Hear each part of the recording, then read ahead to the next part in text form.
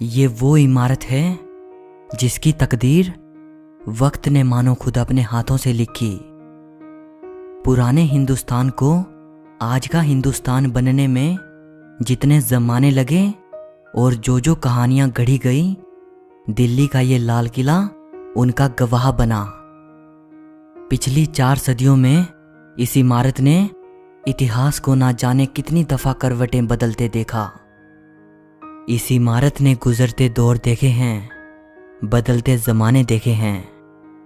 वो हुकूमतें जिनकी बादशाहत कभी पूरे हिंदुस्तान पर थी, उन हुकूमतों को पल में नेस्तो नाबूद होते देखा है। इस वीडियो में आप लाल किले के बारे में 23 ऐसी बातें जानोगे जो शायद ही आपने पहले कभी सुनी होंगी। सो इस वीडियो को आखिर तक ज़रूर देखना। नंबर 23, दिल्ली के इस लाल किले का जो ये नाम है लाल किला, ये नाम किले की इन बड़ी सी लाल पत्थर से बनी बाउंड्री वॉल्स की वजह से पड़ा है। और ये नाम शायद 19वीं सदी में अंग्रेज़ों के ज़माने से पड़ा है। शायद वो अंग्रेज़ ही थे जिन्होंने इसे रेड फोर्ट कहना शुरू किया था। लेकिन बहुत कम लोग जानते हैं कि इस किले का असली नाम किला-ए-मुबारक है। ये नाम शाहजहां ने इसे दिया था। नंबर 22, शाहजहां ने लाल किला बनवाने का तब सोचा जब उसने ये फैसला किया कि अब मुगल साम्राज्य की राजधानी आगरा से दिल्ली बदल दी जाए। अकबर के ज़माने में मुगलों की राजधानी आगरा थी। अकबर को दिल्ली उतनी पसंद नहीं थी क्योंकि दिल्ली अकबर को अपने पिता हुमायूं की शेरशाह सूरी से हुई हार याद दिलाती थी। लेकिन शाहजहां आगरा की गर्मी से परेशान थे और उसने दिल्ली वापस आने का मन बना लिया। उसने तय किया कि मुगल साम्राज्य की राजधानी अब दिल्ली होनी चाहिए। दिल्ली में शाहजहां ने एक शहर बसाया जिसे नाम दिया गया शाहजहानाबाद।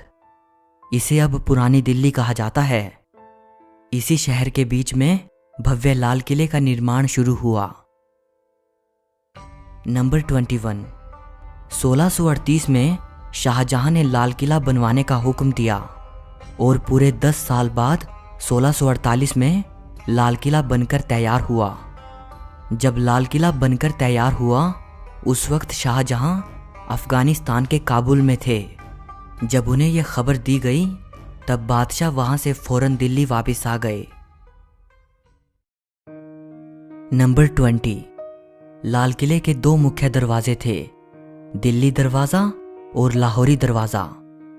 दिल्ली दरवाजे के ज़रिए ही शाहजहां नमाज के लिए जामा मस्जिद जाया करते थे। लेकिन बाद में औरंगज़ेब ने लाल किले के अंदर ही अपने और अपनी बेगमों के लिए निजी मस्जिद बनवा ली जिसे मोती मस्जिद कहा जाता है। नंबर 19, दिल्ली दरवाज़ा तो अब आम जनता के लिए खुला नहीं है। सिर्फ लाहौरी दरवाजे के ज़रिए ही लोग किले के अंदर जा सकते हैं। लाहौरी दरवाजे का नाम लाहौरी दरवाज़ा इसलिए पड़ा क्योंकि मुगलों के ज़माने में 3 शहर ऐतिहासिक और राजनीतिक दृष्टि से बड़े महत्वपूर्ण थे, दिल्ली, आगरा और लाहौर। और इस दरवाजे का जो फ्रंट है वो लाहौर शहर की तरफ है, इसीलिए इसे लाहौरी दरवाज़ा कहा जाता है। नंबर 18, इस लाहौरी दरवाजे के सामने औरंगज़ेब ने यह दीवार बनवा दी थी। इसे घूंघट वाली दीवार कहा जाता है। लाहौरी दरवाज़ा चांदनी चौक के बिल्कुल सामने पड़ता है और इस दरवाजे से दीवाने आम साफ दिखाई देता था जो कि बादशाह के बैठने की जगह थी। इसीलिए लोगों को बादशाह की अदब के लिहाज से चांदनी चौक पर पैदल चलना पड़ता था। ये दुविधा ख़त्म करने के लिए और किले को और भी प्रोटेक्शन देने के लिए औरंगज़ेब ने लाहौरी दरवाजे के सामने ये दीवार बनवा दी थी। शाहजहां को औरंगज़ेब की ये बात बिल्कुल पसंद नहीं आई। कहा जाता है कि चांदनी चौक पर खड़े होकर अगर कोई लाल किले को देखता था तब सामने लाहौरी दरवाज़ा बड़ा ही सुंदर दिखाई देता था। लेकिन बाद में दीवार बन जाने के बाद वो उतना भव्य नहीं रहा। जब ये दीवार बनवाई गई उन दिनों शाहजहां आगरा में कैद थे। आगरा से ही शाहजहां ने औरंगजेब को एक खत लिखा था। खत में शाहजहां ने लिखा था कि बेटे, दीवार बनवाकर मानो तुमने किले की दुल्हन के चेहरे पर घूंघट डाल दिया है। नंबर 17, इसी घूंघट वाली दीवार पर खड़े होकर 15 अगस्त 1947 को प्रधानमंत्री पंडित नेहरू ने पहली बार आजाद भारत का तिरंगा झंडा फहराया था। तब से लेकर आज तक यह सिलसिला हर साल दोहराया जाता है। नंबर 16, लाहौरी दरवाजे से अंदर जाते ही लाल किले का मीना बाजार शुरू हो जाता है। इसे छत्ता बाजार भी कहते हैं। ये बाजार शाहजहां ने अपनी बेगमों के लिए बनवाया था। किले में जिन चीज़ों का इस्तेमाल होता था उस तरह का सामान इस बाजार में मिलता था। एक ज़माना था जब अरब और फारस जैसे देशों से व्यापारी अपना सामान लेकर यहाँ आते थे, जिसे वो बादशाह की बेगमों और शहजादियों को बेचते थे। अच्छी बात यह है कि ये बाजार 350 साल बाद आज भी अपनी उन्हीं रंगीनियों के साथ जिंदा है और आज भी लोग यहाँ से तरह तरह का साजो सामान खरीद कर ले जाते हैं। नंबर 15, छत्ता बाजार ख़त्म होते ही सामने दिखाई पड़ता है नौबत खाना। नौबत खाने की ऊपरी मंजिल पर म्यूजिशियंस बैठते थे और यहाँ दिन में 5 बार नौबत बजती थी, अलग अलग वक्त को बतलाने के लिए। नौबत खाने में बादशाह के आने की घोषणा करने के लिए भी नौबत बजा करती थी।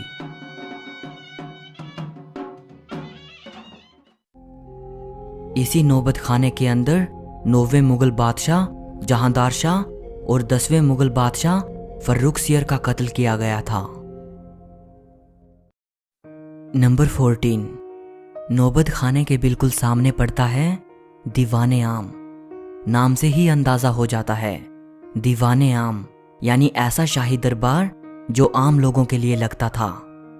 दीवाने आम में मौजूद इस ऊंचे सिंहासन पर बैठकर बादशाह आम लोगों की समस्याएं सुनते थे और उनका समाधान करते थे।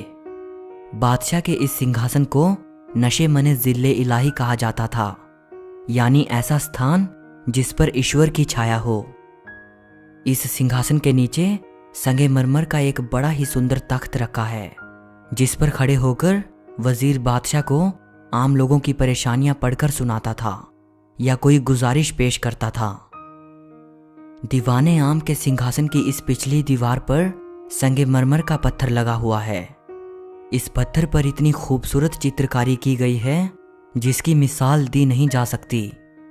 ये चित्रकारी फ्रेंच आर्टिस्ट ऑस्टन द बोर्डो द्वारा की गई थी। नंबर 13, लाल किले की अगली इमारत है दीवाने खास, यानी ऐसा दरबार जहां बादशाह अपने खास लोगों से मिला करते थे, जैसे बादशाह के मंत्री, सलाहकार और उनके मेहमान वगैरह। दीवाने खास की ये पूरी इमारत संगमरमर की बनी हुई है। इसी दीवाने खास में बादशाह का वो आलीशान सिंहासन रखा हुआ था जिसके चर्चे सिर्फ हिंदुस्तान में ही नहीं बल्कि विदेशों में भी थे। बादशाह के इस सिंहासन का नाम था तख्ते ताऊस यानी पीकॉक थ्रोन। पीकॉक थ्रोन सोने चांदी और कीमती हीरे जवाहरातों से बना हुआ सिंहासन था। इसके ऊपरी सिरे पर हीरे मोतियों से बने 2 मोर थे और इसी पीकॉक थ्रोन में भारत का सबसे बेशकीमती हीरा कोहिनूर जड़ा हुआ था। पीकॉक थ्रोन की कीमत 17वीं सदी में भी कई करोड़ों में आकी गई थी।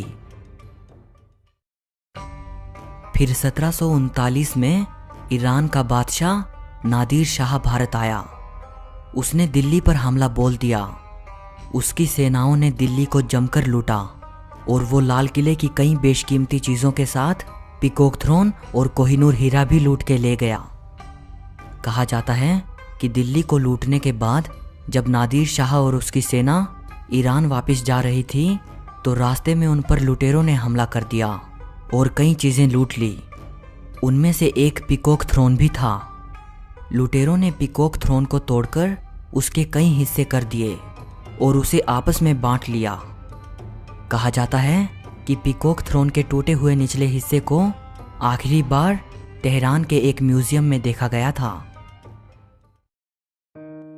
तख्ते ताऊस में बैठकर बादशाह दीवाने खास में अपने खास लोगों से मिलते थे और सलाह मशवरा करते थे। दीवाने खास लाल किले का सबसे खूबसूरत महल हुआ करता था। इसकी खूबसूरती का अंदाज़ा आप इसी बात से लगा सकते हैं कि इस महल की पूरी छत चांदी की हुआ करती थी। बाद में उस चांदी की छत को निकाल लिया गया। इसकी संगमरमर की दीवारों पर जगह जगह पर कीमती पत्थर और नगीने जड़े हुए थे, जिन्हें लोग निकाल कर ले गए। अब उनके सिर्फ निशान बाकी हैं।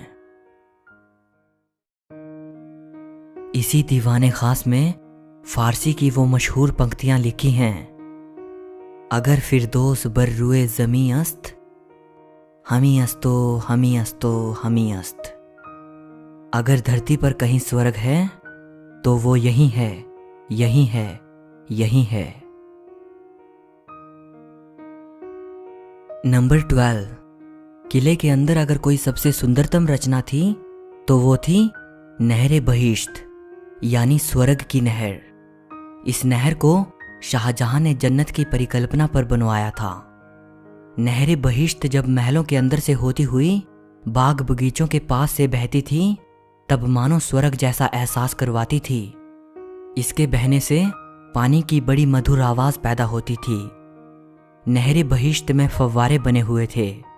इससे निकलते फव्वारे मानो गर्मियों में भी सावन का एहसास करवाते थे। वैसे तो नहर बहिश्त लाल किले के अंदर कई जगह से बहती थी, लेकिन इसे महलों के बीच में से इसलिए बनाया गया था ताकि नहर के पानी से महलों के अंदर ठंडक रहे। नहर बहिश्त में पानी को चलाए रखने के लिए यमुना नदी से पानी उठाया जाता था। नंबर 11। शाहजहां ने अपनी रानियों और किले की अन्य शाही औरतों के लिए जो महल बनवाए थे उनमें पहला महल है रंग महल। ये बहुत ही बड़ा महल है। इस महल के बीच से नहर बहिश्त बहा करती थी, जो इसे गर्मियों में भी ठंडा रखती थी। अंग्रेजों ने अपनी हुकूमत के दौरान रंग महल को रसोई घर में बदल दिया था। इस महल की दीवारों पर बेशकीमती पत्थर और मोती जड़े हुए थे। दीवारों पर उन पत्थर और मोतियों के उखाड़े जाने के निशान देखे जा सकते हैं। नंबर 10। अगली इमारत है मुमताज़ महल। ये महल भी किले में रहने वाली शाही परिवार की औरतों के लिए था। इस महल का नाम शाहजहां ने अपनी प्रिय बेगम मुमताज़ के नाम पर रखा था, जिसकी मृत्यु काफ़ी समय पहले हो चुकी थी। इस महल में बादशाह और शहजादों के अलावा किसी और को आने की इजाज़त नहीं थी। जब अंग्रेज़ों ने लाल किले पर कब्जा कर लिया, उसके बाद मुमताज़ महल को उन्होंने जेल खाने में बदल दिया था। नंबर 9। रंग महल के पास मौजूद है खास महल। खास महल बादशाह का अपना निजी महल था। इस बड़ी सी इमारत के 3 मुख्य कमरे हैं। पहला तस्बीह खाना। इस कमरे में बैठकर बादशाह इबादत करते थे। दूसरा है ख्वाबगाह, यानी सपनों का महल। ये बादशाह का बेडरूम था। और तीसरा है बड़ी बैठक। यहाँ बादशाह फुर्सत की घड़ियों में बैठते थे और आराम फरमाते थे।